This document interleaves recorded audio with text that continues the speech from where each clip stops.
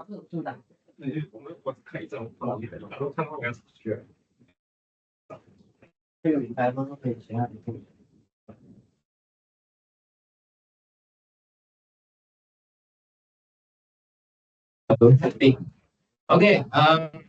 today I'm gonna use slide to teach. I don't want to write. Because we're gonna repeat, almost repeating what we are doing in the R5 case. Okay, but if I'm too fast, then we will slow down. We will try to write something and then add in some details if needed. Okay, or not? Okay, yeah. Okay, so let's settle some problem first. From yesterday in particular. So what? So yesterday when Chuan asked a question, right? So let's say, where's the problem? Let's say I give you a parameterization. I tell you what does the points looks like, and then you go and guess the function, right? The polynomial, or in calculus we call it implicit function. Okay, that satisfied by these zeros. Okay, where is it? Okay, then how do you decide you have enough function, okay, to generate your ideal? Correct or not? Okay, but by Noetherian property, right, you know that the number of generator must be finite. Okay, so the problem is how many of them is enough, right? For example, this example, right? Okay, I told you that you need at least three, and then you just need three of them. Okay. For example, this, just one is enough, eh? Okay, so in general, how you decide? Actually, this is an algorithmic problem. Okay, you can solve using some algorithm. So I put a remark here. So if you want to know the detail, you can go to the ideal varieties and algorithm. Okay. This is by David Cox. Okay, David Cox. David Cox write a lot of nice book on commutative algebra. Yeah. Okay, so in general, how to do that? Actually, it's very related to your tutorial. Wow, I didn't say which tutorial. Tutorial 4 meh? No lah. Tutorial 3. Tutorial 3 question 4.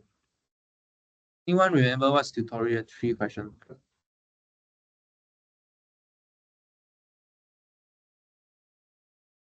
Anyone can read it out? Please go and see the statement now. When I ask you go and see, you cannot stay here and then imagine question 4. Please go and find it.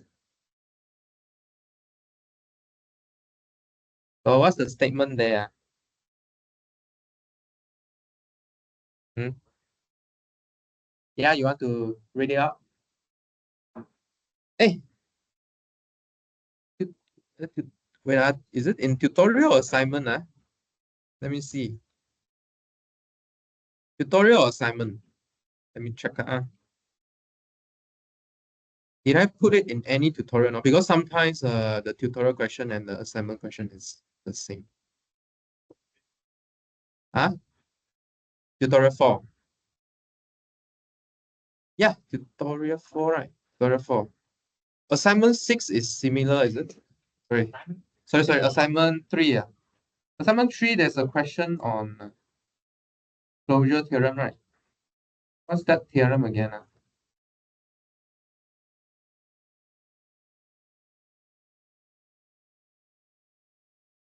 Yeah, similar, right? Let's see, what's the difference?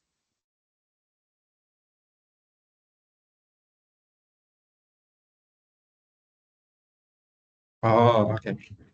Okay, so let's see. So this one is tutorial version 1. Right. So this tutorial version is you start with variety, alpha variety, and then you project to the n minus l coordinate here, and then you find what the Zariski closure of this projection. Okay. So you see where this projection lead in, which affine the smallest affine algebraic set it live in. Okay. So this one is for general projection. So I think it's more related one would be the assignment question here. So if you start with parameterization, okay, if you start with a parameterization here, so you can see that this big F here is the parameterization you always see in calculus 2. And then if you look at the image of this parameterization, okay, and then we found that its Zariski closure is this alpha set here. Okay, so this is the problem that can solve our problem. So we want to find the two generators, which I am here. So how to find this I am here? Okay, how to find I am here is, well, you see this image here living in a larger ring. Okay, so you see this polynomial here living in a larger ring. So what's the larger ring here? So exactly like what we do yesterday, we rename this coordinate. And then use this new coordinate to see what's the relation between these variables. Right or not? Is that what we do yesterday? So let me show you the blackboard notes. You see, what we do yesterday was we call these coordinate new name, and then we found out what's the relation between these coordinates. Okay, so written in a theory form is this. Okay, we look at the difference between the new variable and these each. Yeah, and then what's this I am here? You need to take your I intersect with this ring. It is possible. Yesterday we showed it for you already. You found some element inside this intersection. Okay, because you get some relation between these generators. Okay, but the hard proof is how to figure out all the relation. Okay, so this require works actually. Okay, so this require works. So the way to find them already told you. This is what we did yesterday, but how to pinpoint all of them, okay, enough of them, then actually you need to use a theory of Grosvenor basis. So use Grosvenor basis because you want to order your monomial. You need to have an order on them. And then after that, you need some theorem called elimination theorem. Okay, elimination theorem will tell you what are the enough generator. Okay, so all these put together, then you will prove that these are the enough generator. Okay, so we won't go into these. Okay, we won't go into this because it needs Grosvenor theorem. Okay, Lydia, understand what I say? Can you repeat? Repeat. No, no, no Grosvenor basis in this class. Okay, can you repeat what I say? No, right. So first step of understanding, if you need to know what people are saying. If you don't know what people are saying, there's nothing for you to understand. Okay, I want to tell each one of you here, you must listen carefully what people say. Only then you can start understand. Then you don't listen, then you don't tell me you don't understand. There's nothing for you to understand. It's an empty set. How do you understand empty set? Nothing inside there. It's empty set. So don't tell your 脑袋空空, your brain empty. Don't ask me to understand something. Impossible one. You cannot understand anything. Cannot. Really cannot. You must start with something. Only then you can start understanding. Okay.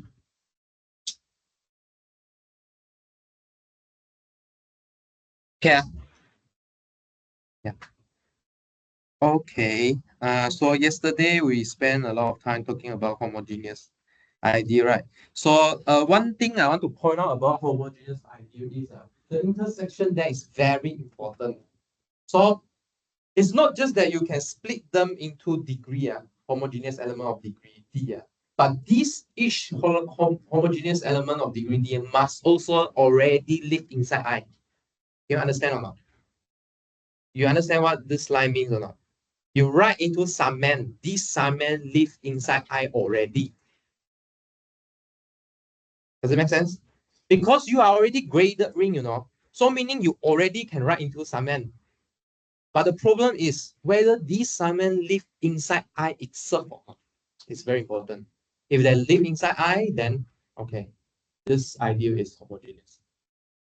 Because every homogeneous part also live inside the ideal. Okay, now this is what it means by homogeneous ideal. Okay, every homogeneous part that you can write into also already live inside ideal. Does it make sense or not? Can you recognize the difference? Okay, all these submen have to live inside ideal. Okay, so as an exercise, you should try this if only if statement. Try to prove this. Okay, to appreciate that definition. Does it make sense? Okay. Han Wei can repeat what I say. No. So you see, repeating is already a homework for you. Okay, so don't tell me to understand. You cannot repeat, then nothing to say about understanding already. You must at least repeat what I say. Okay, 来，一晨 repeat 一下我讲什么刚才。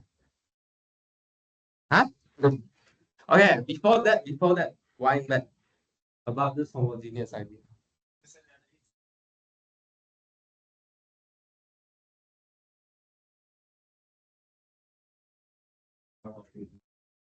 Every graded part. Okay, every graded part must also live inside the ideal. Okay, yeah. Okay.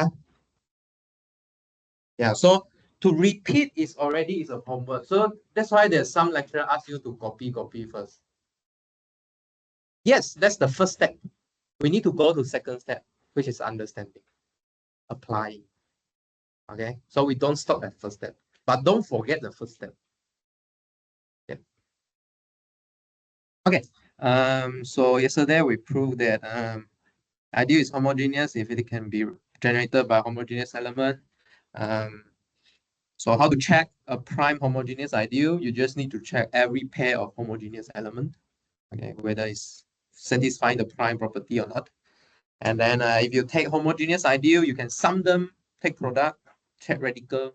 Okay, very good. Okay, still homogeneous, preserved under this operation.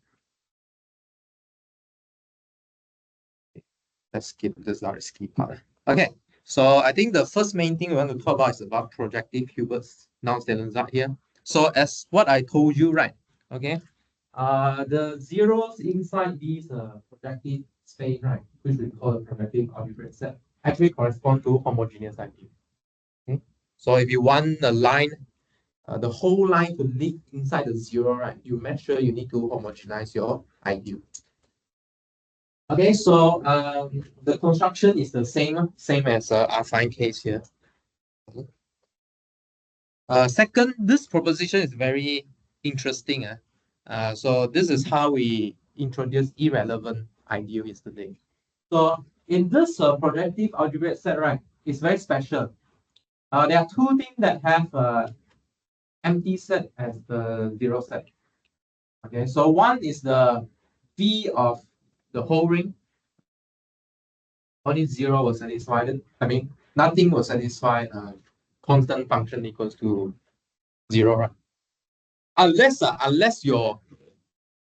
your field is a characteristic finite. Second thing, that's not the whole ring, but an empty set here is this ideal here. Ideal generated by x0, x1 up to xn here. Why? What's the zero set of this ideal here? What's the zero set? Want to try? What s not up to Sn you put into it, you will get zero. Huh? You must have all the Si to be zero. Okay, but does it appear inside our projective space or not? Inside our projective space, got zero or not? Got the no.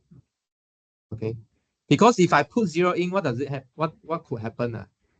Zero could be lying in every line. Any multiple times zero is that point. Okay, so we call this an irrelevant ideal. Actually, we don't like this ideal in projective case. Okay, moreover, what is this ideal actually? You can build up all the homogeneous degree D greater or equal to 1. You can build all of them out. Just that you cannot build the constant. Okay. Actually, it constitutes quite large portion of your graded ring, the SM. Okay, so this is a very important relation between affine and a projective case. Okay, so if I give you any polynomial, you just look at the VI. You can view it as a projective point, or you can view it as a affine point if this I is homogeneous. Okay, ma? Make sense or not? Does it make sense? I just changed the semicolon to comma. Still zero for the function. It's just how the different way you view this 0, 7. Okay, whether it is a line or whether it's a point. Okay, okay. But there's a subtlety here. There's a subtlety here. Okay, what's the subtlety? Okay, I give you an example to imagine. So that you are not too dry here. So maybe you just look at like x, y minus z squared or something like that. Okay. You can view it as a affine variety or projective variety. Okay, so we denote it as VA and VP. Yeah? VP projective, VA affine. In the subtopic later, as long as we don't put VA, it's projective. Okay, we will say VA if it is referring to affine case. Okay, so what's the difference here? In VP, so what are the zero of this? I think 1, 0 is quite obvious, right? When x, y, z equals to 0, okay? But obviously, like what we mentioned just now, in projective case, we don't want that point. There's no 0 point in that projective space. Okay, but it appears in affine case. Okay, so the difference between these two is what? It's just that the affine one has a 0 more than VP. That's all. And then obviously VP will view the 0 set as a line, line in affine space, but it itself is a point. Okay. So here is the notation here. Okay, so VA is just the inverse image of a VP plus 0. So what's this inverse image here? So remember, right? So how we view PN is coming from the affine space. So this is the high projection. Okay, so meaning you send the point here to the equivalent class of line. Okay, then throw away the origin. Okay, so must remember this picture. When we the first thing we talk about line, right? Line line as a point in PN, we are thinking about this picture already. Actually, we are hitting the point here as a line here. The line in PN is another thing, like what we started, right? We do in axiomatic geometry, right? We talk about line in projective. It's a different thing. So let me ask you a question. So here is a line correspond to a point here. Then a line in PN correspond to what in AN plus 1? A line in PN correspond to what in a plane? Plane. Yeah, it's a plane. Okay. Yeah, so you go up one dimension, keep going up. So the difference between these two. Okay. So plus one dimension here. So the point here then become here. Okay, so what's this object here? So we got all the line as our 0 set already, but we add a point in, okay, which we call the affine cone here. Okay. In some of the notes, they write cone, just write cone. Okay. So if you take your VP, okay, the projective algebraic set, throw in an origin, it becomes a cone. Make sense or not? Is it a cone or not? Is it a cone? Why? I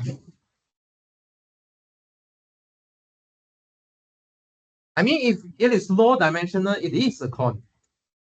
It is actually a cone. It is cone. Why? How do you think about projective space? Okay. So your projective space, right? So let's draw the two-dimensional. If you have zero set for a projective algebraic variety, right? It's a line, right?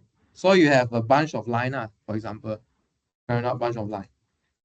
Then once you add this point in, then it's a con, something like this is a conic section. Correct or not? Does it make sense? 范围 as a question, and C con, and C. Okay. So we are basically adding this part in this stuff. Okay, because a zero set of projective algebraic variety should be aligned in A n plus 1, but without the origin. So you collect all these lines, and then but no origin. Once we add the origin in, okay, you fill out this empty dot. You have something looks like it. Okay. Okay. Okay. Okay, so let's look at the statement for projective nouns that here. Similarly, we want K to be algebraically closed here because why? Actually, we want to pass by. Okay, we want to use the result we know for affine case. Right? We're going to use affine version of Hilbert nouns to prove projective.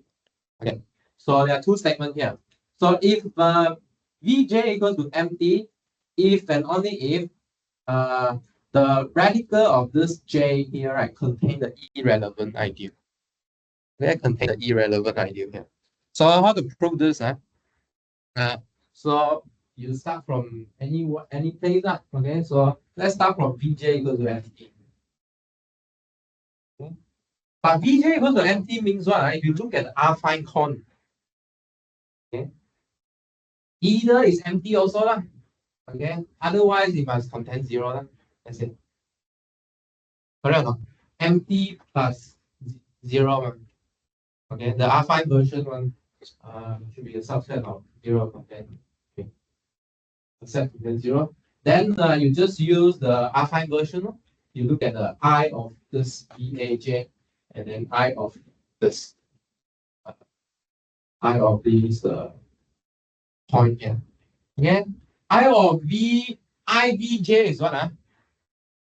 This is affine version of noun stellar. So Ivj equals to what?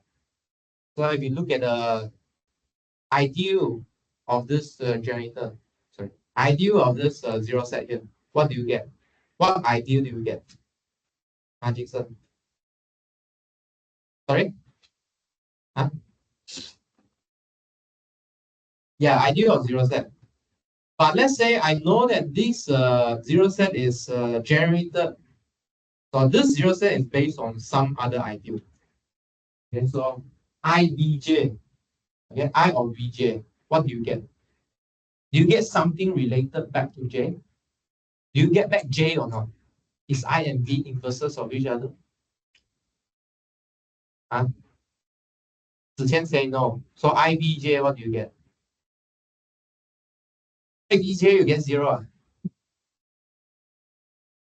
Huh? IBJ, what do you get? Huh? Radical of what? Radical of J. This is the affine version of Hilbert nouns sound. Okay or not? So on this side, you get square root J. How about this side? Huh? What's the ideal that vanish? Huh? 0. Other than 0? Then here.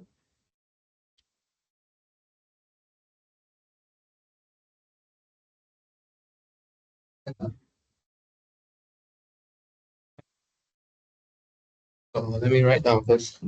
So I of this set is this ideal. What is I of a point? X, not minus 0. X1 minus 0. Try write like this. and then up to xn minus 0. Still remember how we proved the correspondence between maxima ideal and a point? Maxima ideal and a point. What is the correspondence between maxima ideal and a point? This is the maxima ideal that corresponds to the 0 points here. Okay or not? Go back, find what's the correspondence, bijective correspondence between maxima ideal and points. This is just a specific point, which is 0. Yes? Huh? Come on. 你要讲那个 proof. Yeah. Okay. Okay, so after you apply I, right, then the inclusion swap. Yeah. And this one here. So that's why you get this conclusion. Yeah.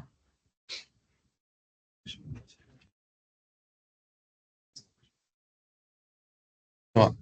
So you get the statement two, why you say this BJ not 0. BJ should live in Pn, right? There is no 0 in Pn. No. Above the statement. This one? Statement.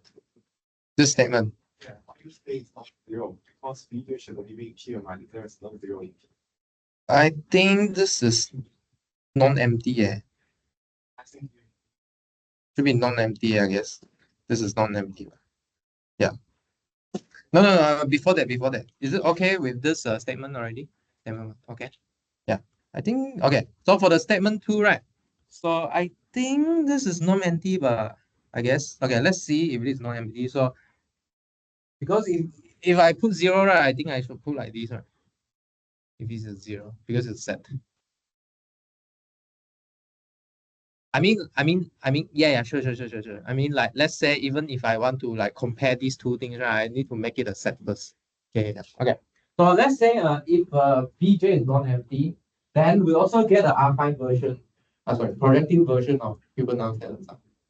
I of Bj doesn't give back you J. Okay, instead it gives you the radical of J. Okay. So similarly, we use affine case to prove it. Okay. So I guess the key point here is if so the key point here is if F live inside this I of Vj here, then I will also live in I of the affine version of this 0 set on J. Okay, so why is it true here? So if we follow this, so if we can write F into homogeneous component here, then to make sure that this function vanishes on the line, okay, you also have to make sure that if each component also equal to 0. So I need lambda here. I think I need a lambda here. If each component vanishes. Okay. But this proof require K to be infinite, because in this algebraic geometry, right, there's a lot of funny things could happen when your characteristic of field is finite. Because your function, for example, let's say f equals to 2. Okay, if you are characteristic 2 function field, characteristic 2 field, then this constant function 2, right, will straight away go to 0, become 0. Okay, maybe you might think that this is non-obvious, but let's say, for example, your function is equal to 2x. Also becomes 0 function in characteristic 2. Okay, although you have a variable there, but the coefficient there make it 0. Okay, so there's a lot of funny things when you go to finite field. So you will see that in research, right, there's a branch of study of algebra is finite field theory. Yeah, using finite field. Okay. Yeah. Okay. So once you have once you can move your statement to affine case, right? Then you can use our affine result. Okay, once we move to affine case, then we can use affine result. Okay, is it okay? Okay, okay. Okay, so this is the corollary, similar corollary here. So if you have a projective algebraic set here, it will correspond to radical ideal. And then if you have irreducible projective algebraic set, meaning projective variety, it also corresponds to prime ideal. This is the part we haven't shown, but you can use the affine version also on the homogeneous prime ideal part. And the last one is the empty set will correspond to irreducible ideal. Okay, this is what we discussed. Irrelevant ideal, sorry. Okay. Okay.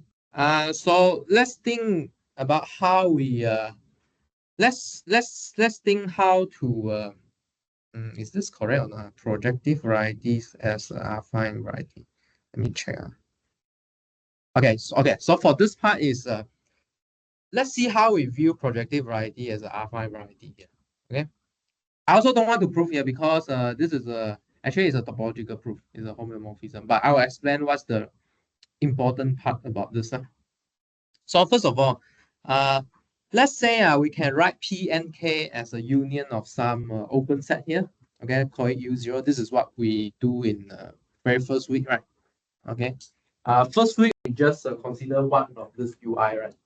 Maybe the first one is non-zero, and then the rest is affine space. But now we consider xi to be non-zero for all I.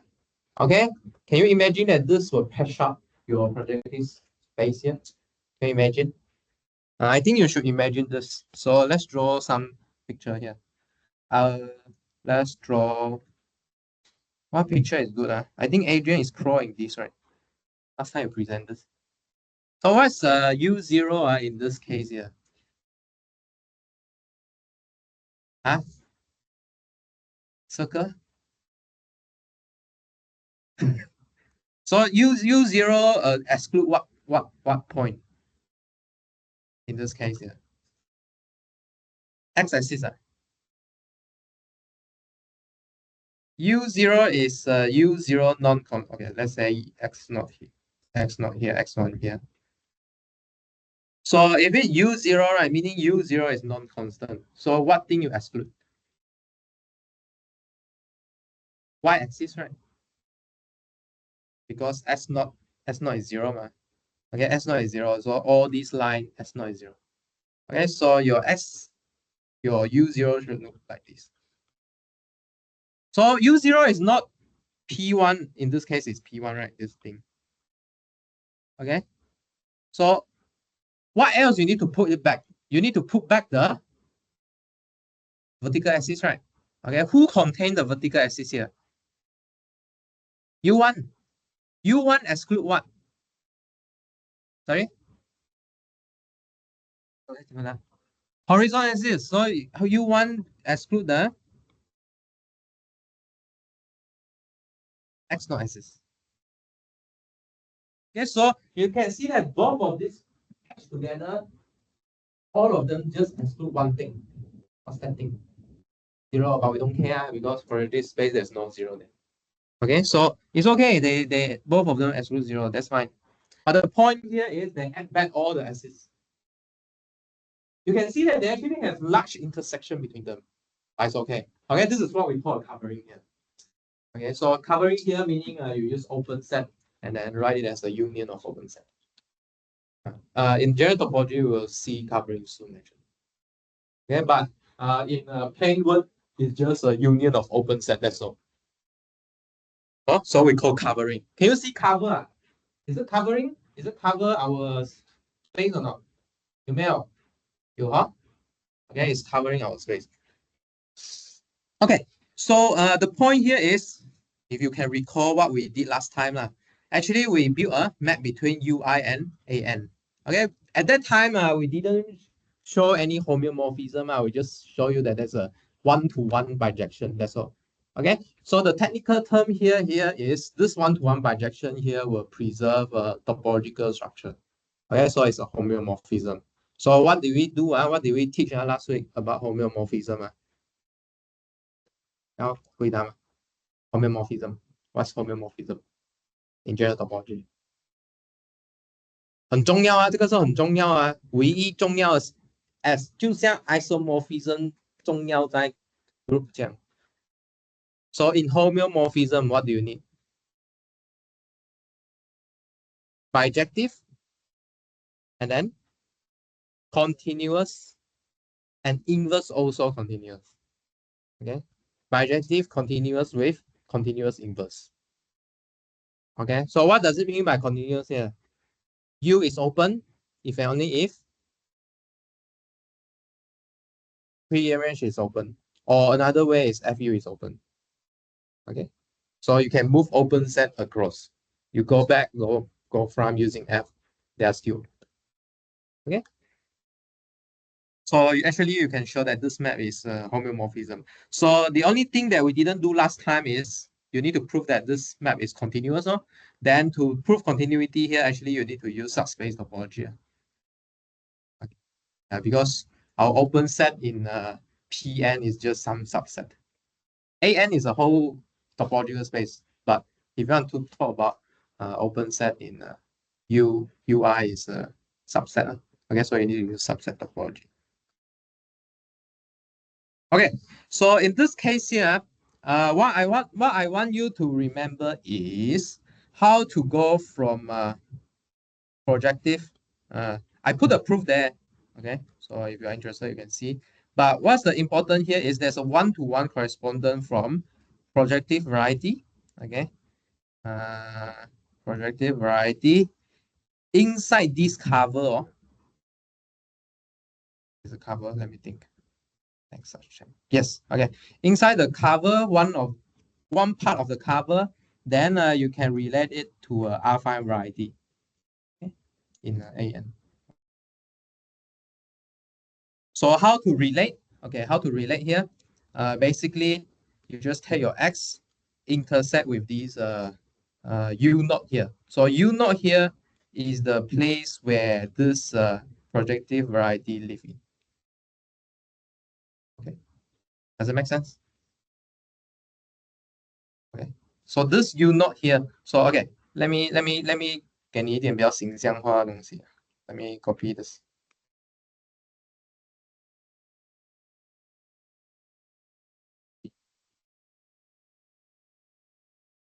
Please follow me. So yeah. Okay. So let's say you have a variety inside, living inside U naught here. So let's draw a variety here. Okay. Then this purple variety here, right? Okay. If you look at this purple variety intersect with U naught, actually is an affine variety. Right? This is what this statement is saying. Okay. Your X must live inside, live outside of S dot equals 0. Okay, so meaning you cannot live on the line that you don't have. Okay, so meaning, so let me draw this a little bigger. Okay, so you cannot live somewhere like here. Is it here? Yeah, here. Okay, so this one, you don't know how to go to affine variety yet. You can, right? Okay, so if so let's say I have a projective variety around here. Okay, around here. Can I go to affine variety or not? How to go? Huh? So let's call this y, call this x. So how to go to affine variety? This y here. I cannot use u not anymore. But huh? I can use u1, right? Because why? Because this live inside u1 didn't touch something that u1 doesn't. So I can go u1 and use u1 to go there. Okay. But 你比较坏一点啊，我很坏哦。老师讲这样我不跟哦。我如果画这样的东西，左边又多一点，右边又多一点哦。怎样去affine variety？怎样去 ？How to go? If I can understand what I say, trying to say. If I have a projective variety that touches both cover that are split, both object that cover. So can you go to R5 variety? Can you still go? Cannot. You think cannot? How about the rest? Sorry? Find another cover. Sure, that's one way. Okay, that's one way you can find the other cover. But I think algebraic geometry has other tools. Meaning maybe you can bring one part, one R5 variety, and then try to patch them together. Try to glue them together. Okay, this is what we call scheme. I think some of you learning scheme. Okay? Yeah. Scheme is the purpose of this. You try to do this together. Okay, in some orthogonal way. Okay? Make sense? Okay. Right. So this is about this. Okay. So just now the UI, right? UI. Yeah. So okay, never mind.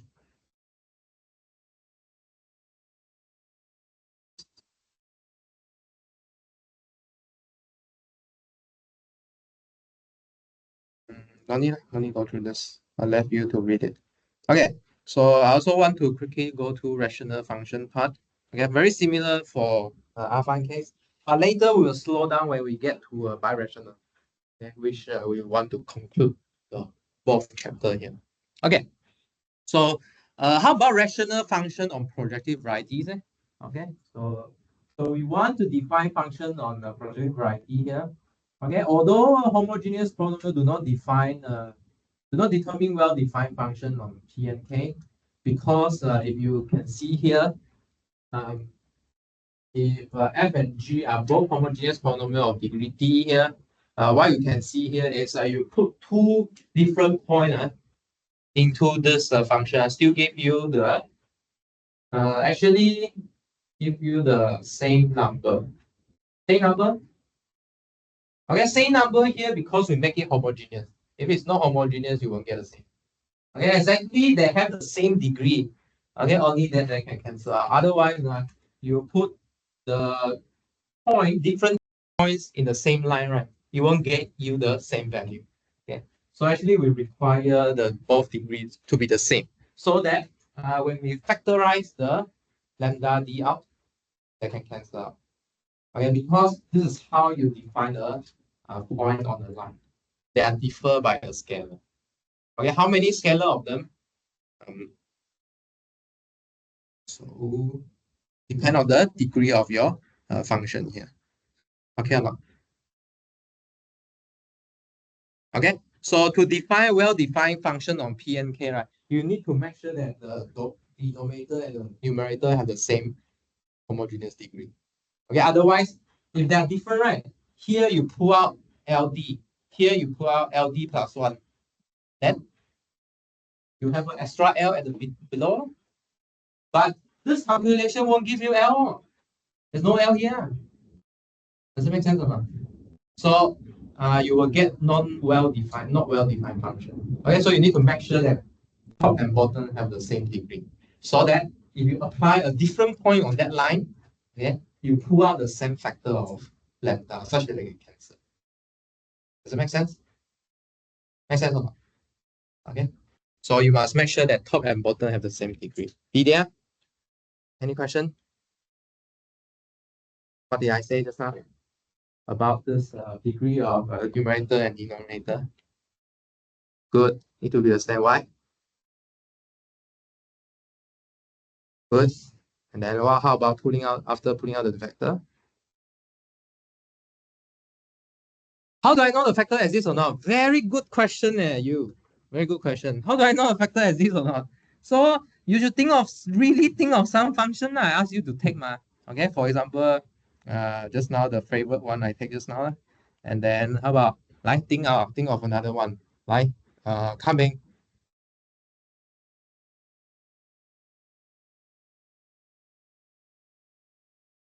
Is this homogeneous? How should be homogeneous? Also, I have restriction on degree. So at the top, I already fixed some degree for you. 3xz. Alright, so good. So you make sure that they are homogeneous of degree 2 now. Okay, and then if you put some point into it, okay, let's put it in. Put what in? Let's say put let's say our point is so let's look at the point 2s naught, 2y naught, and 2z naught. Can all of you compute what is it? Can compute? What's this value on this point here? 2x naught, 2y naught, 2z naught. What do you get? 2x naught times 2y naught plus 4. Okay, let's not write 4 first. 2 square, z naught square. At the bottom, 3 times 2x naught times 2z naught minus 2 square y naught square.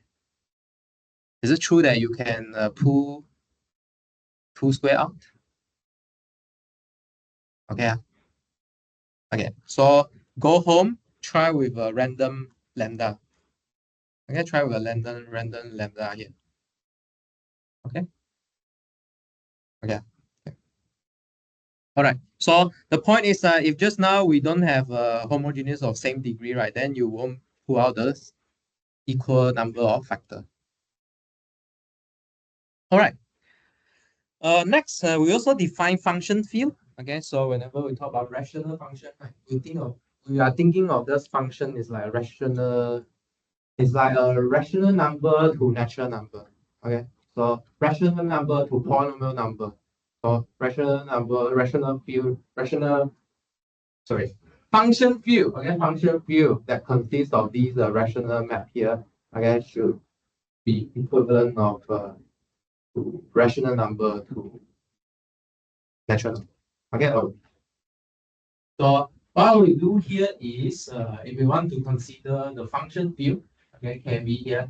It's really the same as what we had for function field of R5 right here. But there's one difference here. What's the difference here? There's one difference here. Okay, the difference here is this FG is homogeneous. Okay, like what we discussed just now, we want to define a well-defined map on a projective variety. Okay, so we add in one adjective here, homogeneous. So maybe you want to remember that, oh, projective variety should pair with homogeneous. Okay. Okay. And then we can prove this simple lemma here.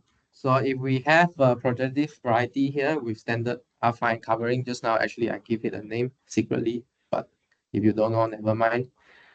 So what's this covering here? Actually, is the intersection with u naught up to un. Does it make sense? Or maybe I write it here. So this is just defined to be v intersect u.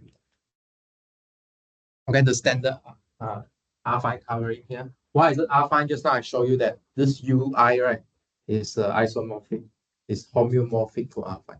Okay, it gives you a path to affine.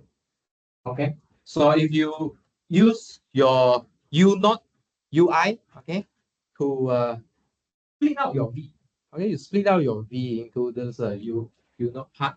Okay, if v doesn't live in vx naught here, okay, then we have an isomorphism of projective and affine function field. Okay, so what does this mean here?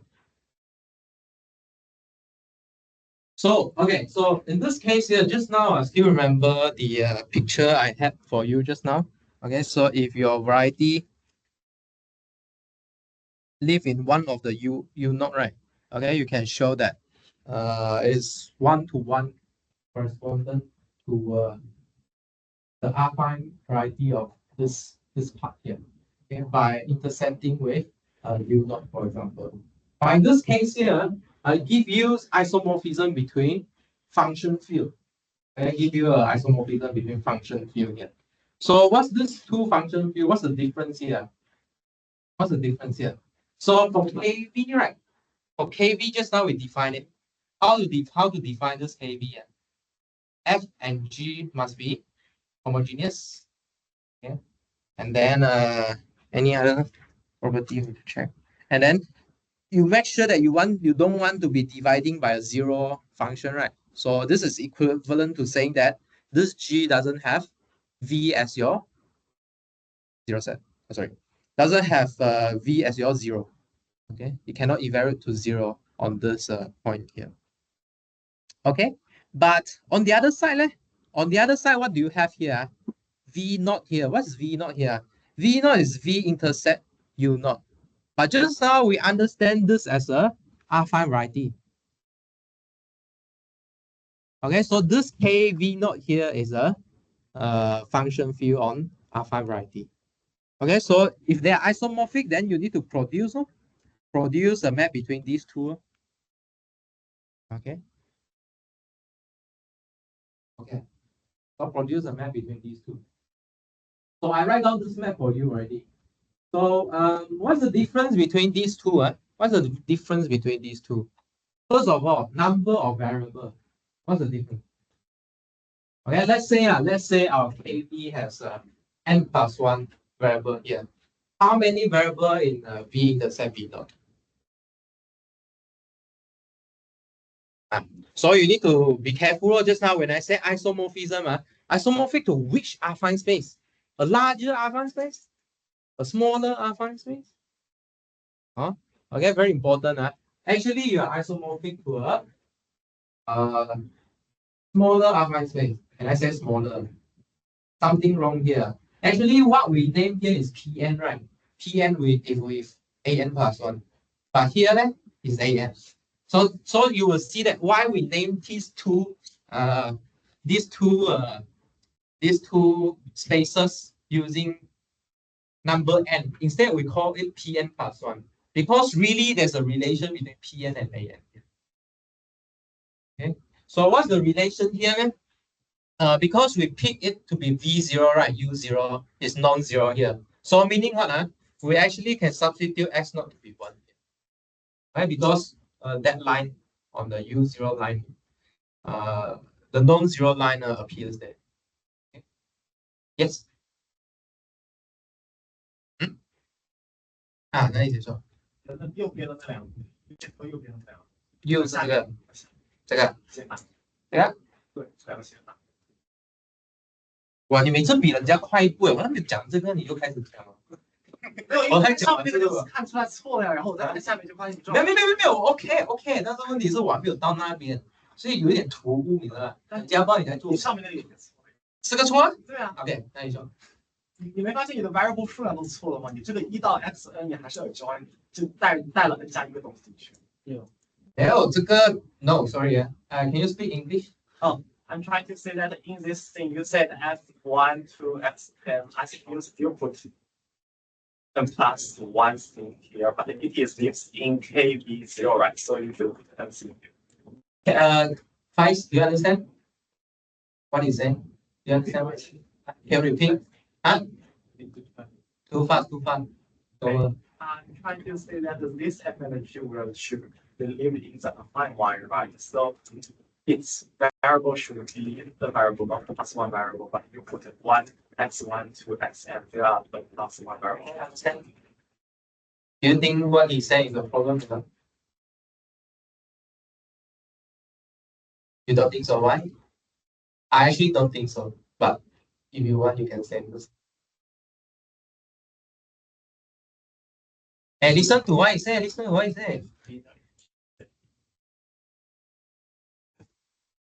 Sorry, say again.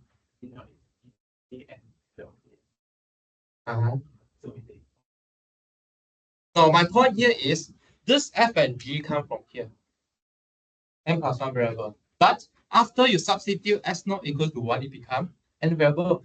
Then it lives in the right space. Then these two functions are just in n variables here. So it lives in the right space. Okay? So similar here, if you start with n variable case, how you go to KV here? How to go to KV? My trick here is substitute every component by the component divided by S naught. In this case, I produce S naught. This is exactly how you homogenize your function.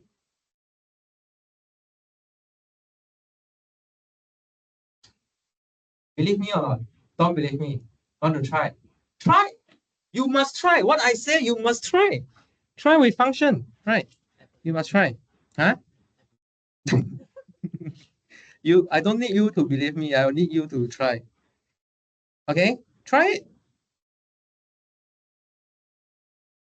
Just put some other thing. Right. But you might cancel the X. But in the end, we still need to substitute for it to go there. Right. So if you substitute every component with its quotient by X naught, right?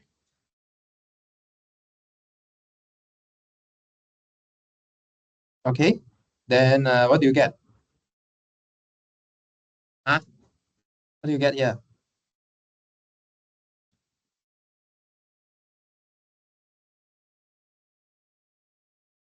Over.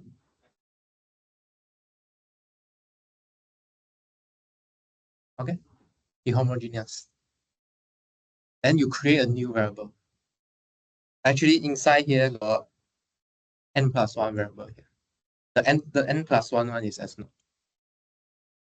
Okay, this is how you see it. This is how you see. You need to write it out to see the example. Okay, make sense? Okay. Okay. Okay. So go back, try and appreciate this proof. Okay, next part. So last time what we do about KV, we see it as a localization of coordinate ring. Okay, with the maximal ID, right? Okay. Similarly, we can do it here as well. We can do it here as well.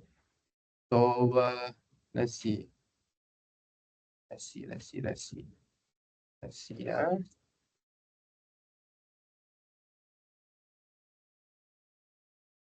Okay. But in this case here, we care about homogeneous part, right? So we will view this localization of coordinate ring as a graded ring. So how do we do this? Let me recap for a while. Okay. Okay. So what do we do here is what we do here is, I think I'm a bit stupid here, huh? So you should take a projective variety. Projective variety. So if you take a projective variety here, okay, and then you can consider the affine cone, right? Okay, so meaning you add in the 0 points, okay, the zeros. I mean I don't want to call it origin, just call it zeros, okay, or the origin. Then you can look at this SV here. So what's SV here? So SV is the thing you know before. Okay, you just view this VA as the affine coordinate ring. Affine coordinate ring here. This IV is really the V you started with, right? Okay, it's really the V you started with. Okay, but you view it as an affine version of it, affine con. And then from here, you can do grading on this. Okay, so meaning we are grading the coordinate ring. Previously, we are grading the whole polynomial ring, but now we are grading the coordinate ring. Does it make sense? Make sense or not? So we are grading the quotient of a polynomial ring. So the quotient is quotient by these IV. Understand what I said? Okay. So what's this SD here? So SD here is quite straightforward.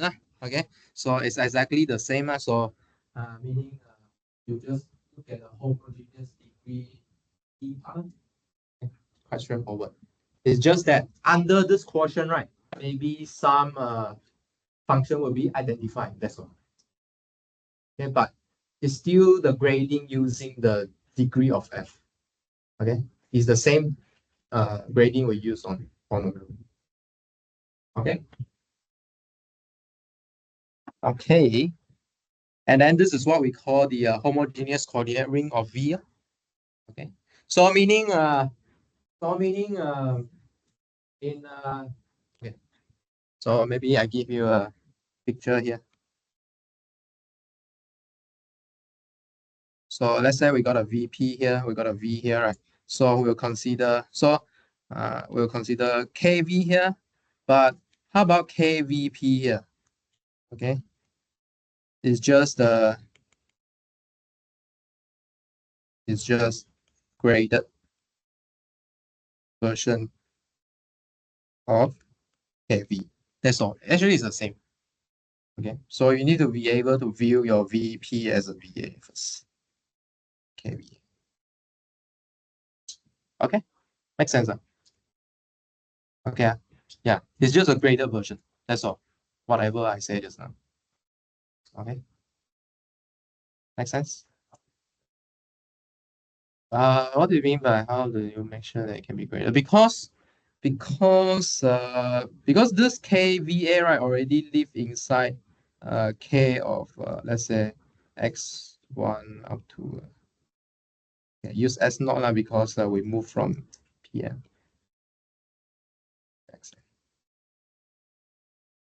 Oh, you mean does the quotient affect this intersection? Yeah.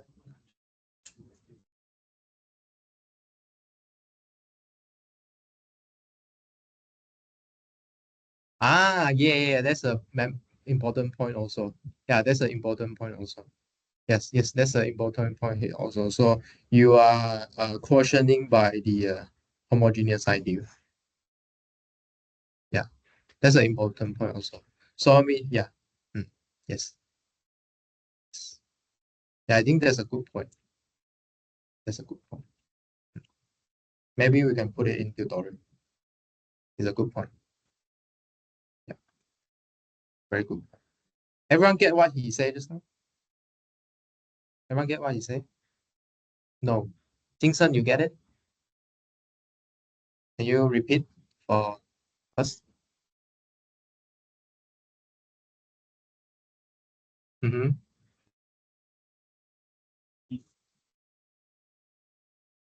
It's graded. Yeah, that's right. But yeah.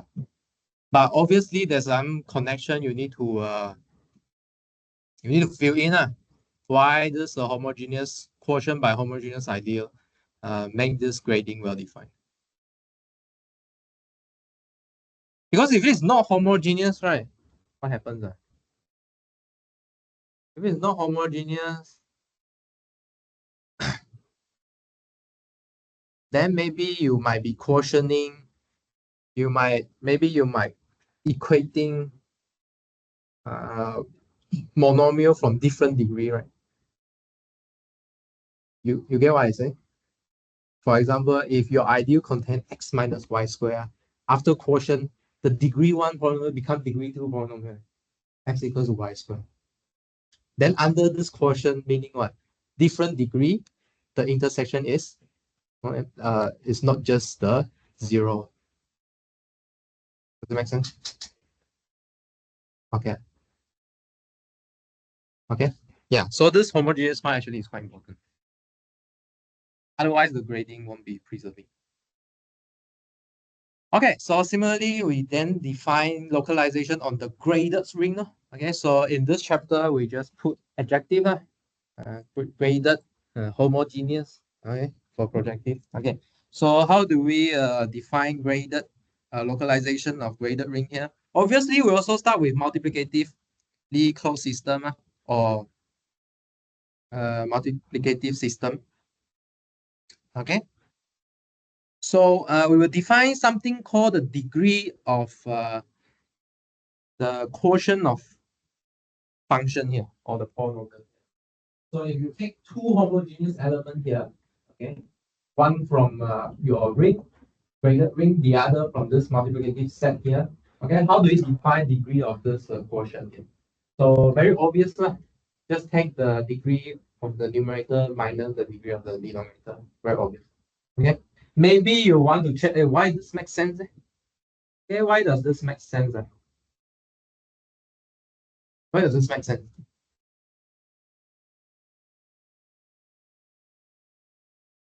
Huh?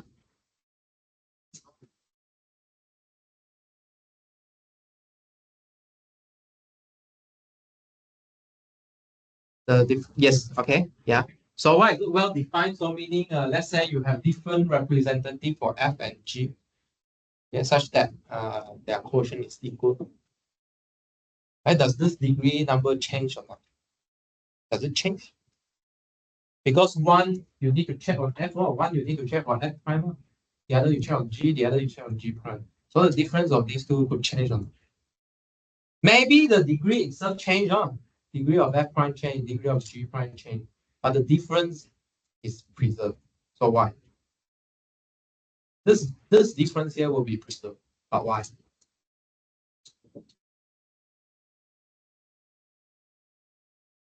But why? Did I write it out? But why? Okay. So it could happen that degree of f is not equals to degree of f prime, degree of g not equals to degree of g prime, but their difference has to be the same. Okay, it is well defined. Why? Go and compute. You have to compute. Okay, mathematics about computation. You need to go down and compute. Okay, so if they are equals in this regular form, right? It implies that there's a h such that this equality is true. Okay, it's about this. Similar to your what? Your rational numbers. Okay, when is 1 over 2 equals to 2 over 4? Because you can multiply 2 on the one side. Correct or not? Why 1 over 2 equals to 2 over 4?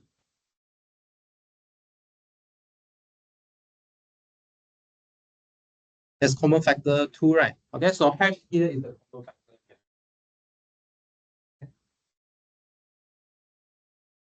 Okay, so right. So let's compare the degree of the whole things here then. Okay, so what's the degree of this whole thing here? So the degree is just adding up all the power of your mononomial. So let's assume they are only homogeneous components. Then we can do this amount in this setting. Okay, so you can see the degree of this common factor here plus h plus f, plus degree from f, and some degree from g prime is the same as degree from h plus degree of f prime and degree of g prime. Okay, then you can see that the difference between degree of f, g. Okay, I think something wrong here. So here should be g. And then if you take degree of f prime minus degree of g prime, that should be p. Okay. Yeah, so this is one way to prove it. If not, you use the lambda thingy. You can pull out how many lambda, and then you show that they should simplify to the same. Okay. So, so let's define this localization now. So, what does it mean by a graded ring? Okay, what does it mean by a graded ring localized at a multiplicative closed system here is you collect all the f over g such that this f over g is homogeneous of degree 0. Okay, this is like what we define the what do we define just now? Such that the top and bottom have the same degree. What do we do? What do we call that? The rational map. Okay, the rational map. Okay, so this is another way to say that top and bottom have the same degree. You will say that this whole thing here has degree 0. Okay, because top and bottom have the same. Okay, so this is what we mean by localizing the graded ring and this multiplicative closed system. Okay, we only consider the quotient that have homogeneous degree 0. Does that make sense? Okay. Okay.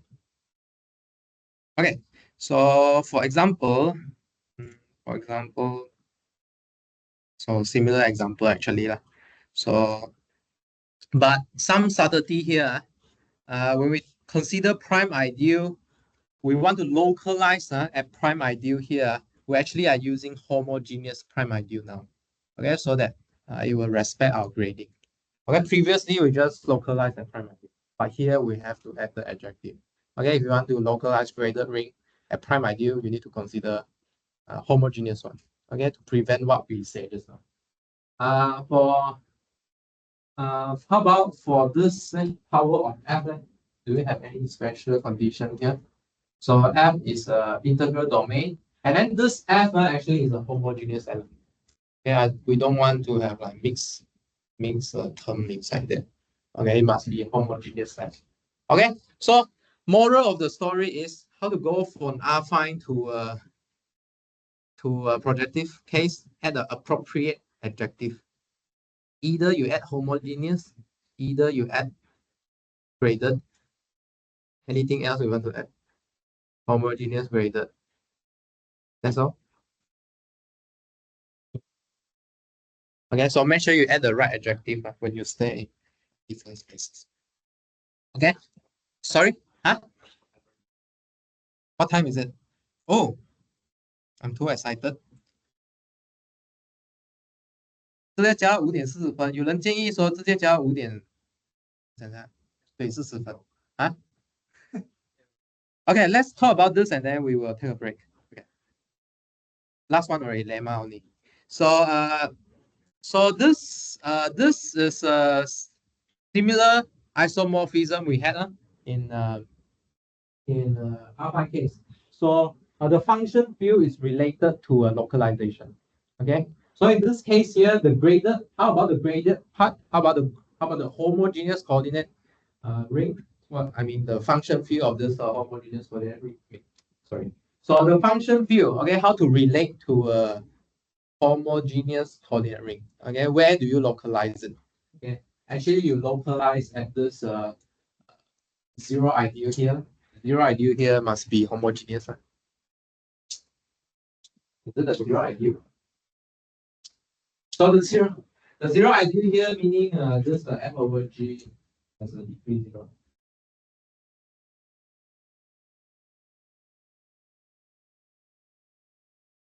Okay. Any question before we break?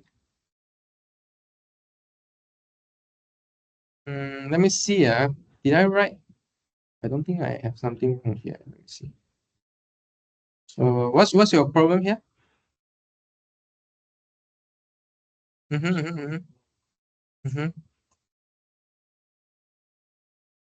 let me see. So am I? What's this zero ideal here? Let me think again. Okay, I think we take a break first. Let's break until 5 to 6. Okay, let's think about this. What's this zero ideal here? So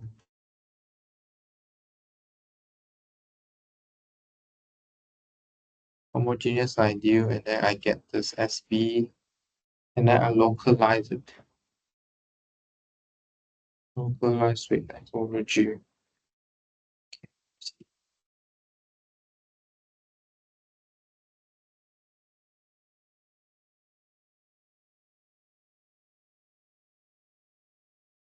Oh, okay. So actually, what I meant is, I think.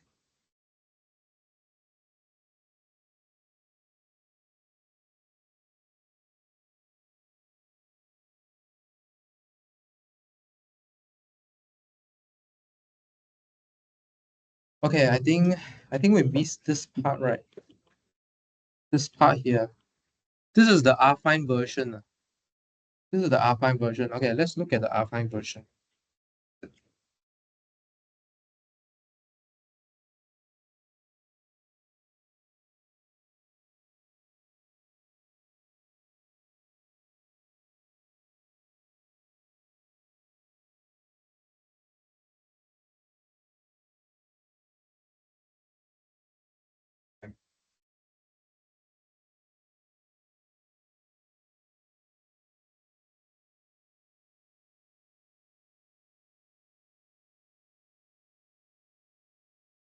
小建议吗？啊，什么？像你这种如果直接划那么多 metric 一遍的东西，我们在上课前就把它 share 出来。我选出来了，我昨天选出来。是吗？对对对，不好意思，那应该是我们看错。呀，组织没有告诉你们了。呀，我选。嗯，诶，那好像这个 ST 啊。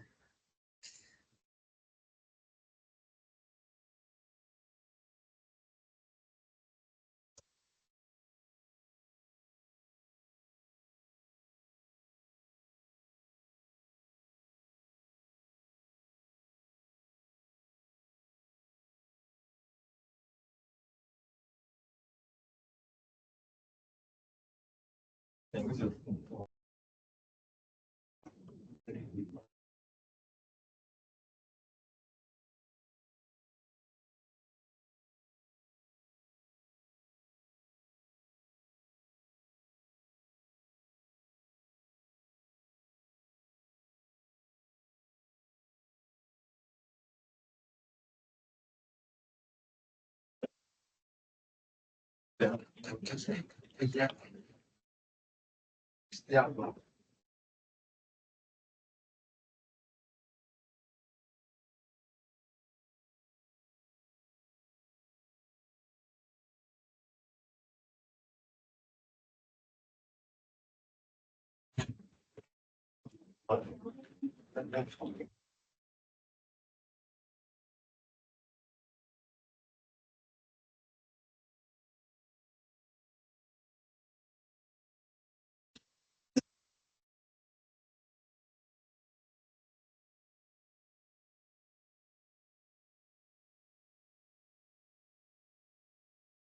SV 这个在这个上面的话是这里面的东西跟零那了，嗯，怎么会出这个东西来？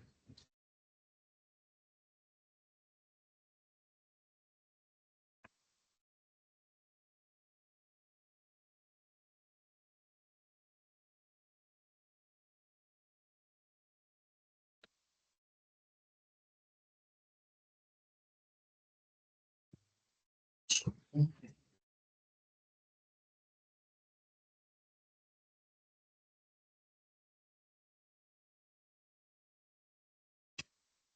零当中这边有个问题耶，零感觉我看错东西是不是？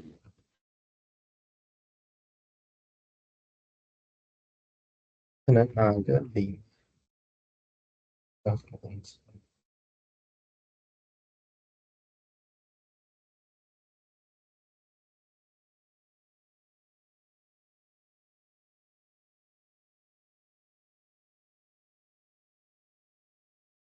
那东西我去。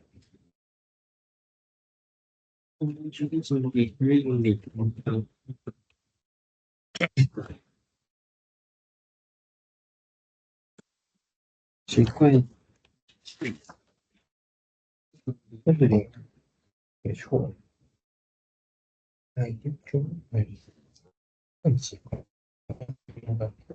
之前我们的 localization 是讲错的，localization 哪？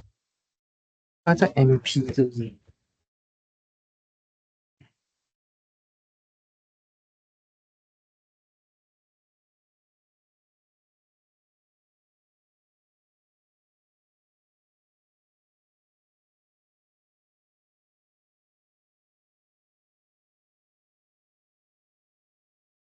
我想一下，之前的都是 localize 在哪里？现在也是 localize 在，就是 stock，就是 stock 的 proof。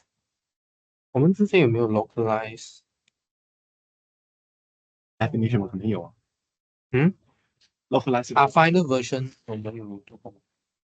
是有的。在哪里啊？你的那个 s 与括号 v 其实应该就是表示 core homogeneous coordinate ring。等一下，OK，因为我们在那里做过啊，之前。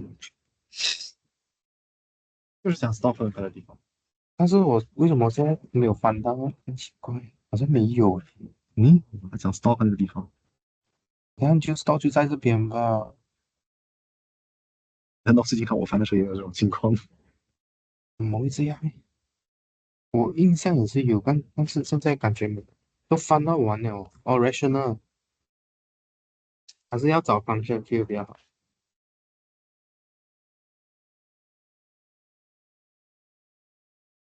没有啊，Where's my function field? Function field 不是这个不是 category 应该在 category 之前不可能啊，我应该是介绍 localization 之后，我 localization 在哪？对啊，stock 这边我也好像没有翻到，好像没有诶，只有 proof of stock 诶。但是我记得你讲过 localization。有我肯定讲过 localization，只是我是讲 stock 是等于某个 localization，我可能没有讲过哦。现在 Simon 你看了吗？新的 Simon 看哪个？现在是看什么？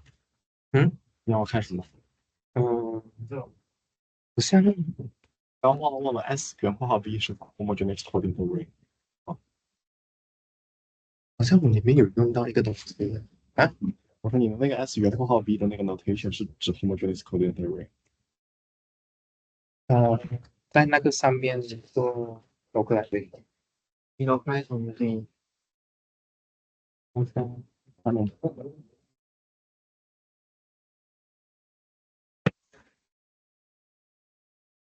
哦没有，我没有证明它是 friend，对，OK 好。哦，其实是 stock 的 version，在 stock 的 version。OK，S 原括号 V，因为它是一个 graded ring，所以可以重复用这个定义。我的意思是，他的意思是 homogeneous coding array。对，是吗？我看是这样写。那我不写成 K 方号 B。哦，你是对那个意思？对啊。这个我看一下啊。啊，没什么，现在我看到了。我只是刚刚在记因为它是天然是，，feel。好像是，是吗嗯，？OK。你好像要天然考虑 feel 吧？对，我就在想你用原括号了，但是它是 feel 呢，嗯嗯它是 feel。嗯嗯，哦，你这个脑问题啊，我也是刚刚注意到吧？这脑问题对啊，耶，我就在想你用了原括号为什是 么？feel，感觉是，对，我可是我没有想过，一般 notation 原括号不做 feel，我记得。嗯，说到底要方还是宽啊？因为其实我是用宽来定义它，对，你好像定义出来的只能看出来个框。应该是宽，我没有注意到这个东西耶，我看一下要不要把它改去宽。如果是宽的话，这个有一点 stock version。嗯，了解，我还是想不是很懂这个东西。我也想说，为什么它的 localize 在零上面？干嘛这个？它 exist 不是要包括一吗？localize 在零上，什么东西写错肯定是关上面的，上面里面有一面的关系。？Okay, about this zero, I didn't think of it carefully. I thought it's the homogeneous degree zero. I think let me check again. See, I need to change it or we have a wrong understanding of it. It is a what was the multiplicative definition again? Anyone can recall? Okay, one have to be next. Okay, so obviously this zero ideal doesn't contain. I think something wrong here. I think this multiplicative set got something. You got suggestion? 你有问题啊？我们先开始先，再问，还是很快解决的问题啊？OK， S 原括 T 跟 S S 圆跨 T。哦，Okay, so why this SV of this subscript makes sense is because SV is a graded ring, so you can use this definition. As long as your S is a graded ring, then you can use this definition. This one is here. Okay, this is pretty important here. this ST here is one that you refer back to the ungraded version. Yes, just the localization. The previous, the RS that we defined last time. Yeah, use that definition. Yeah, so it's basically just the usual RS plus the quotient have a degree, homogeneous degree 0. That's all. Does it make sense? Make sense? Okay. Yeah. So basically what you do is we do one extra thing. We talk about the degree of this term here. Previously, we don't talk about degree of that term. Okay, now we talk about degree of that term. Okay, previously we just take quotient. Okay, we just take any quotient. But now then we just consider degree 0 quotient. Okay, does it make sense? Okay. Okay, I have a reason here, but I'm not sure this writing is correct or not. I guess what it means here, this is just the 0 degree term, the homogeneous degree term. You pick up the 0 homogeneous degree term. That's all. That's it. Do we have localization here? Yeah, this is my problem. So I need to think of it as a localization. The point here is you pick up the homogeneous degree term here. Sorry, homogeneous or degree 0 term.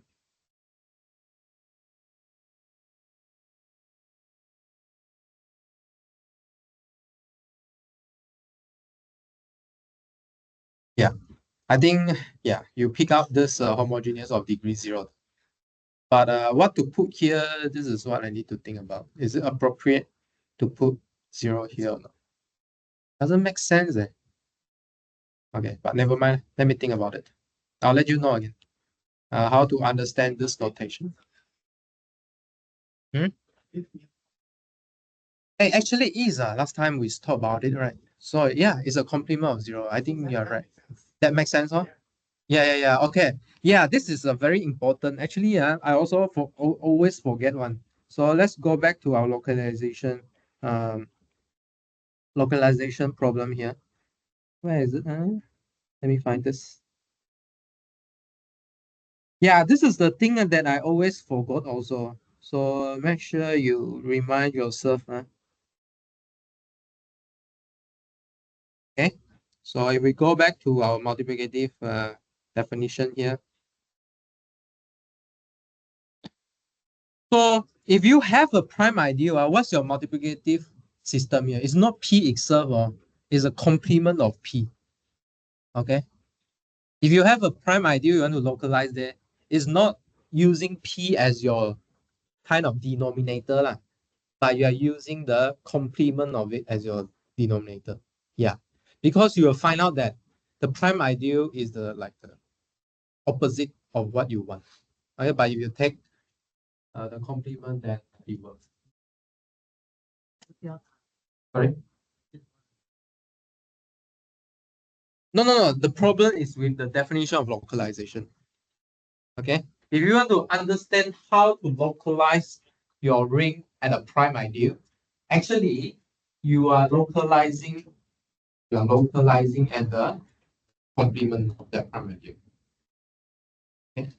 So when the people say localize at the prime ideal, what you really do is you are using the complement of the prime ideal to be your. Okay. So similarly in this case also, if you look at this SF as your multiplicative system here. So if you want to localize at F, actually you localize at Fn or this one. Okay, this one makes sense. How about this one? Okay, so how to see the field or fraction of an integral domain here? Okay, you are localizing at the complement of 0.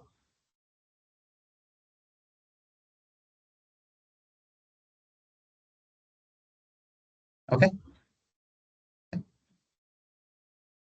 Okay. Okay, so this one actually pretty important. Yeah, always forget this one. Okay, so make sure you remember when we localize the prime ideal, you need to localize that complement. Okay, then I think that here makes sense already. Okay. Let's see. Can we do slide any again, or should we slow down?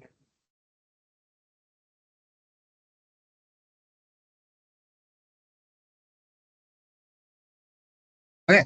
I think we can continue a bit more because last time our R5 variety also stopped somewhere here. So these are the rational map between projective variety. Okay, so similar to last time, we defined this everywhere, not everywhere defined map. Okay, from projective variety to, in this case, very special. We define it back to AM first, fine space. Okay, but V is a projective variety. Okay, so this is something special here. Similarly, we can define domain of them. Okay, such that in this domain F, this function is well defined. Okay, so similarly, we use this dot line because the main point here is the denominator might not be defined for some point. Okay, but some point is fine. And then after we define to AM, we define to some R5 variety. Okay, as a subset of AFK here. Okay, so this is a map from projective variety to R5 variety. Okay, but then we can just consider. You see, very interesting here. We define rational map into R5 space first, and then only define map into projective space. Yeah, but in this case here, we don't care what is V anymore. Okay, it could be projective, it could be R5. Okay, so we define a very general rational map from V into projective space now, using that how we go to R5 case. So let's see what's the relation here.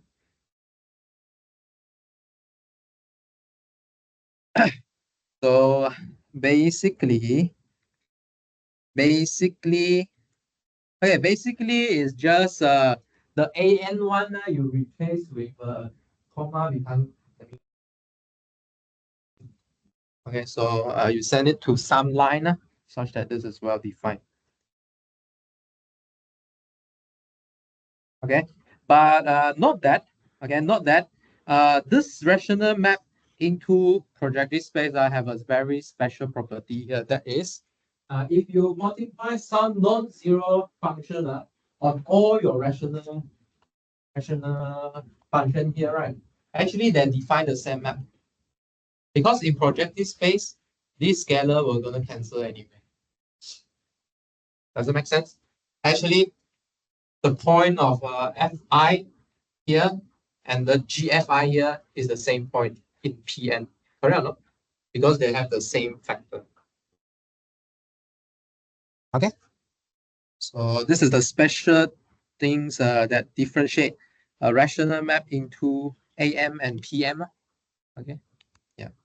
So PM, the function is the same up to a multiple of G. Okay. All right. And then similarly, we'll define what's a rational map to be regular when you can map into projective here. Last time we defined regular map also, right? Okay, that we can write into F over G. So here, a bit special here. So what's special here? So the special thing is this line here. There is this FIP equals not equal to 0. Okay, why this line is pretty important. Previously, it's the same. Just in R5 case, we also require every Fi to be regular. But why is this last line is important? If this doesn't happen, what happened? Because if all of the IFIP is 0, that means you're going to send that point to 0. Yeah. Okay, there's something wrong here because 0 is not in PM. Okay, so there's an extra thing you need to take care, which is you don't want to send it to somewhere outside the space here. Okay, and then only then, wow, finally here go through how many level here. Only then we can define a map between projective, right? Or R5 to projective also can. Doesn't matter. Okay, the point here is this core domain here is a projective variety. Okay, this is the main point here. So how to go here? You use the Do we need regular? No need. So rational map such that the image lie inside W. That's all. Okay. This is a trick always used in algebraic geometry. As long as you know how to map into affine space, as long as you know how to map into space, and then how to map into affine variety, how to map into projective variety, just make sure that your image just lie inside the variety. But how to check your image lie inside the variety, Lydia? How do you check your image lie inside the variety? Lie inside the variety means what? It is an element in the zero set. So how to check whether it's an element in the zero set or not? Yes, yes, that's right. So you just throw the point into the defining polynomial, whether you get the right equation or not. Okay, that's all. Okay, nothing special 不要想太多没有这样难的。Okay, so this is a very general morphism here. Okay, so what's the morphism here? So we don't care whether V1, V2 are affine or projective. And then we want to talk about morphism between open set. Last time we also defined morphism between open set. Similarly, you want this U1, okay, to live inside domain of F so that you can map from this U1 out. Okay, and then similarly, you make sure that your image lives inside U2. That's it. Okay, so meaning what? Meaning given this F, right? This F should be defined on V1 to V2. Okay, so it could define in a bigger open set. Okay, call it DOM F.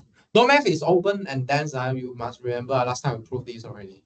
And then this is a pretty important. I want to warn you because it's coming out in your assignment. Okay, this is the DOM F, pretty important here. So the DOM F maybe contain UI. Okay, contain UI and must contain UI. Otherwise, you don't know how to send other points in UI. Okay, if it's not in the DOM. So if it's isomorphism, it exists another morphism, backward morphism, such that the composition is identity. Okay, very similar from what we had last time. Okay, maybe it's worth to see some example here. Okay, so this example is just giving you some idea of what a rational map into projective variety here. Okay, so this map will parameterize an object called this rational normal curve of degree n. Okay, so what can you see here? Can you guess the formula here?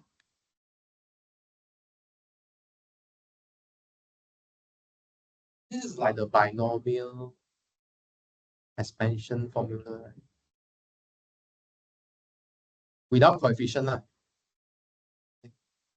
Okay, it's like the binomial expansion. So if you look at the monomial term, right, this defines a projective variety here. And then actually, we can write this map as such. Okay. Is it possible to write as such? Let's think. So yeah, so can we write like this? Is there any problem or not? I write the map as this two form. Any problem? Sorry? Well, I mean, the equal sign here actually refer to not everywhere defined. Okay, first one is not defined at some point, right? The point which is the when ti equal to 0. But the other one, when t0 not equal to 0 is defined. Okay, so this is not defined at one point, which is one line in the affine space. That one is also. One is ti to be 0, the other one is t0 to be 0. It's not defined. Okay?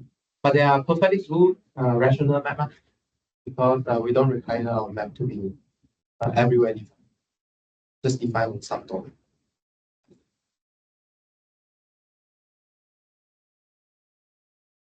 Sorry? why not everywhere defined is okay. This is the problem how we talked about rational function last time. Yeah.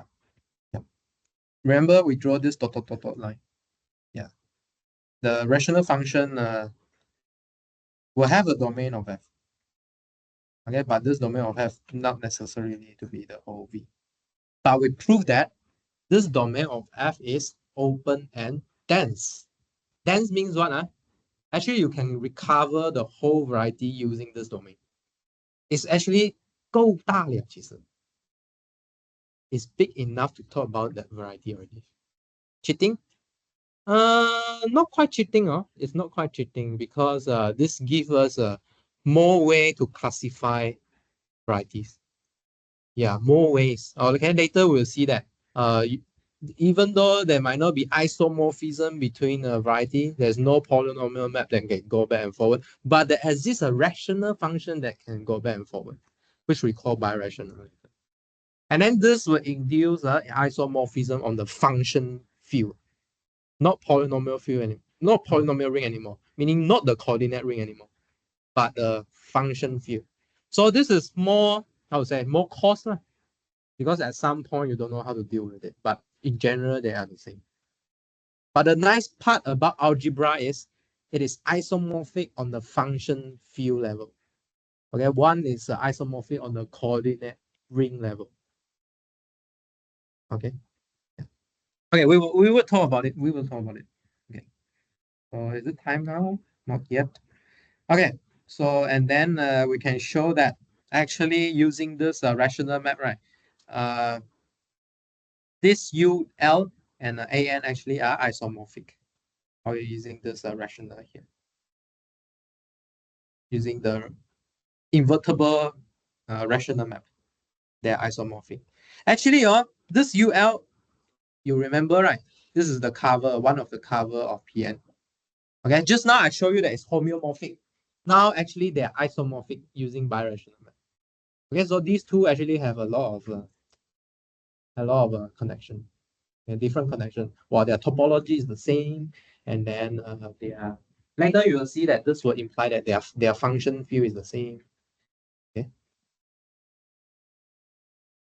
Yeah. Okay. So now we will officially mention this birational maps here.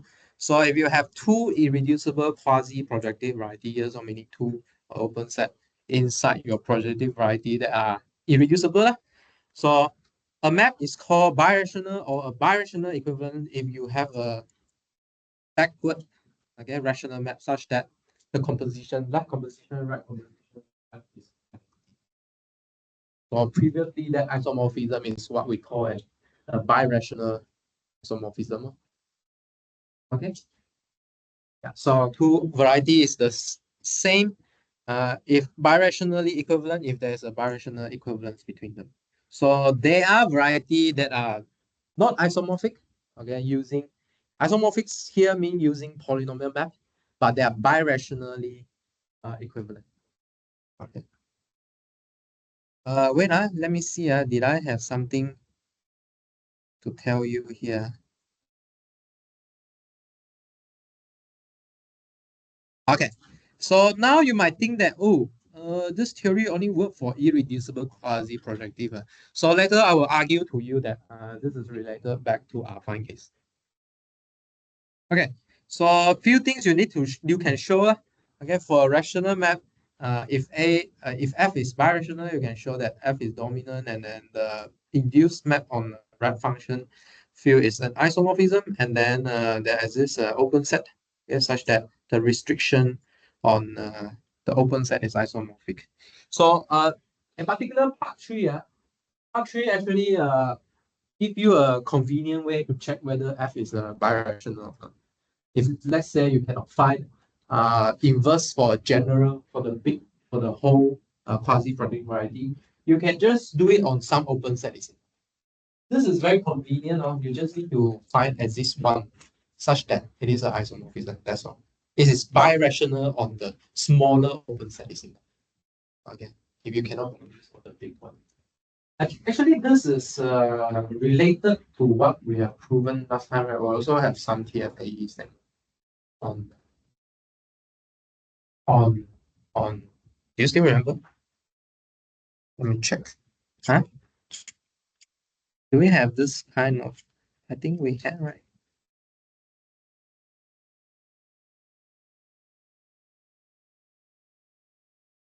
Yeah, so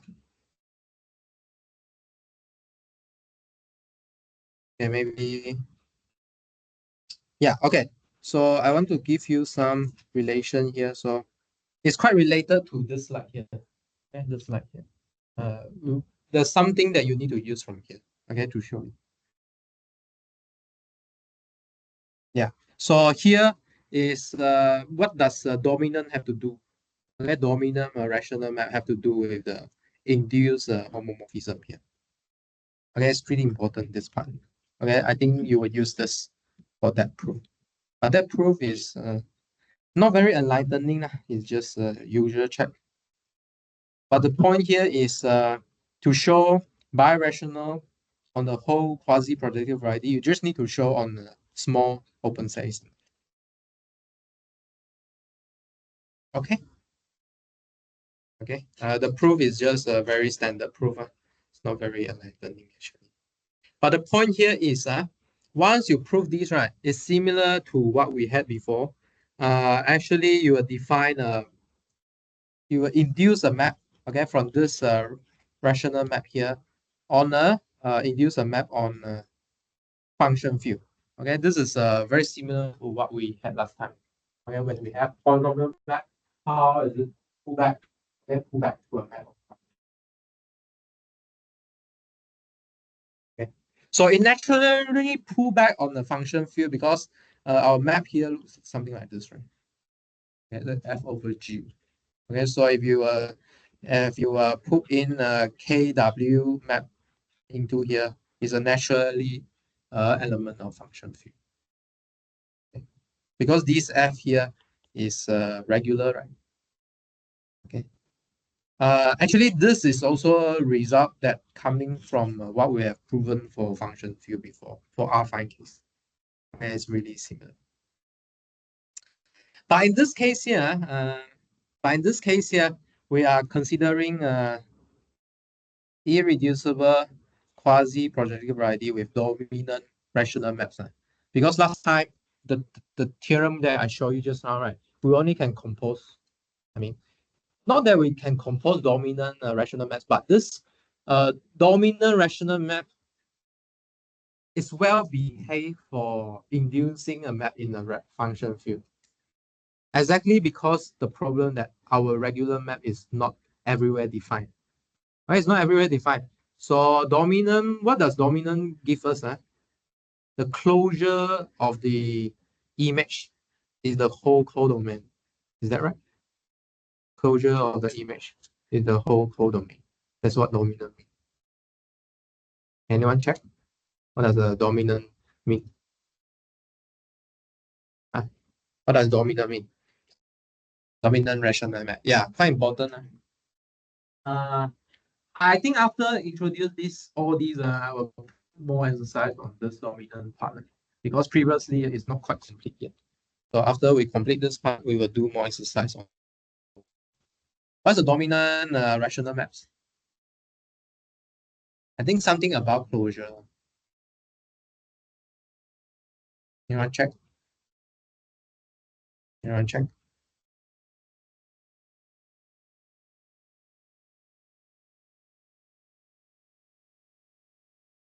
If f don't have in G, then it's concept of Yes, yes. So f dom f, right? So the image of this f have to be, yeah, it's a closure is the whole p. Okay. Okay. And then okay, so this provide another way to classify algebraic object varieties here. Okay, so either you can do birational equivalence or the isomorphism using polynomial map. Okay, so birational one we will call coarse classification, and then isomorphism one we will call it a fine classification. Okay.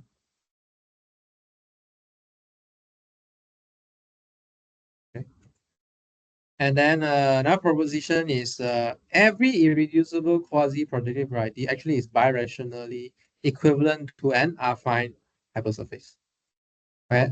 This proof actually is a bit hard, but involves a Noether normalization theorem. Still remember what does a Noether normalization theorem do? You can write your algebra as a finite dimensional vector space. Or later we will introduce what's called a module. Yeah, finite dimensional module. But the cost is what? What's the cost? You need to pick up the transcendental one, the maximal algebraic independent set, so that you can do this finite dimensional thing.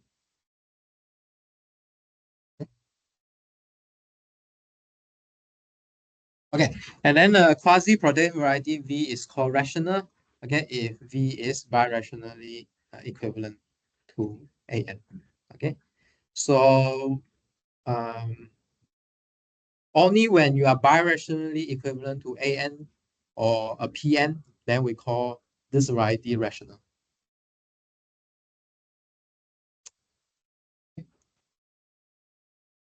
Okay, I think we can, let's see. Yeah,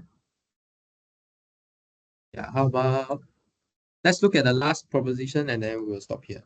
So just now, right, just now the three statement we had just now, this three statement, this three equivalent three statement here.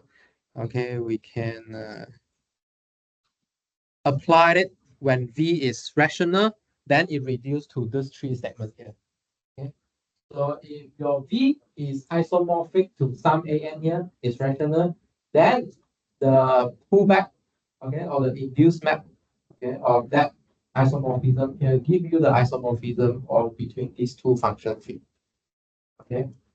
Then you can also find, isomorphic open set.